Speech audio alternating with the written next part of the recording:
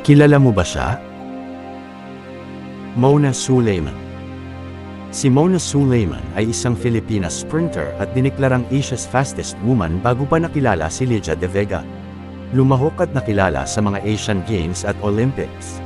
Ipinanganak noong June 8, 1942 sa isang baryo sa Cotabato sa mag-asawang Codelet at Aminan Sulaiman na parehong Muslims. Ang kanyang husay sa atleta ay unang nakilala ng publiko sa isang sports meet sa kanyang paaralan noong 1957. Siya ay nasa ikalimang baitang pa lamang noon at 15 taong gulang. Dumalo ang isang opisyal ng pampublikong paaralan sa pagdiriwang at nang bumalik ang opisyal ng paaralan sa opisina ng superintendent. At nagdala ng hindi kapani-paniwalang mga kwento ng bilis ni Mona. Naikwento niya sa mga opisyal ng Cotabato ang tungkol kay Mona, ang nakayapak na babaeng Muslim na nilampasan ang bawat tumatakbong kalaban. Nagsimula iyon sa kanyang pag-akyat sa athletic world. Sinimulan ni Mona ang kanyang karera sa pakikipagkumpetensya sa mga regional meet. Unang pumasok siya sa limelight noong 1960 nang talunin niya ang highly favored Cebu school teacher na si Inocencia Solis sa 100-meter final ng National Open sa Rizal Memorial Oval. Nakapagtala ng oras si Mona ng 12.4 segundo, nalampasan ang winning time ni Solis na 12.5 na nagawa noong 1958 Tokyo Asian. Nanalo rin si Mona sa 200-meter race na may oras na 25.6 segundo. Ang pinakamalaking tagumpay ni Mona ay noong 1962 Asian Games sa Jakarta, Indonesia, nang magwagi siya ng double sa sprint. Kinuha ni Mona ang 100-meter at ang 200-meter at pinangunahan ang relay kasama si Solis. Nanalo rin siya ng bronze sa shot put. Ni-represent din ni Mona ang bansa noong 1960 Olympics sa Rome. At sa 1964 Olympics sa Tokyo, Japan. Noong 1966 Asian Games sa Bangkok, tumanggi si Mona na kumuha ng medikal na pagsusuri.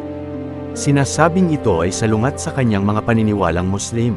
May mga paratang na magkakaroon siya ng mga isyu sa isang pagsubok sa kasarian ngunit hindi ito nangyari. Nang mag-resign si Mona sa nasabing Asian Games sa gitna ng galit at kontrobersya. Ang kanyang pag-alis ay ang pagkawala rin ng dalawang sure gold sa 100 meters at 200 meters para sa Pilipinas. Ang nagwagi ay si Miko Sato ng Japan na nagtala lamang ng 12.3 at si Debra Marquez ng Israel naman sa 200 na may 25.3. Kinailangang hintayin pa ng Pilipinas si Lydia De Vega noong 1982 Asiad para ang gintong medalyang ito ay mapasa kamay ng Pilipinas.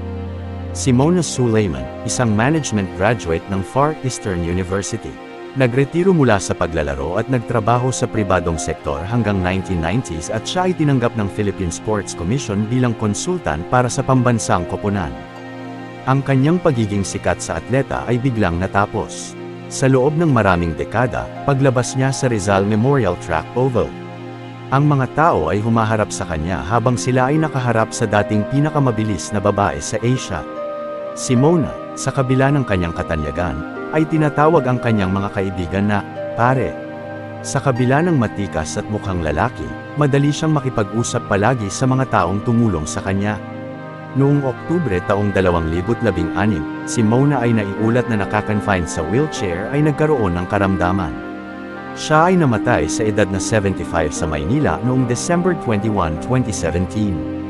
Ibinahagi ni Mona Sulaiman ang record ng Asian Games para sa pinakamaraming gintong medalya na napanalunan ng isang Pilipinong atleta lalaki o babae sa iisang edisyon. Noong 1962 Asian Games sa Jakarta, nanalo siya ng 3 gintong medalya, 100-meter dash, 200-meter dash, at 4,100-meter relay. Inducted sa Philippine Sports Hall of Fame noong January 25, 2016. Ngayon, kilala mo na siya. Thank you for watching. Abangan ang susunod na ipakikilala ko sa inyo.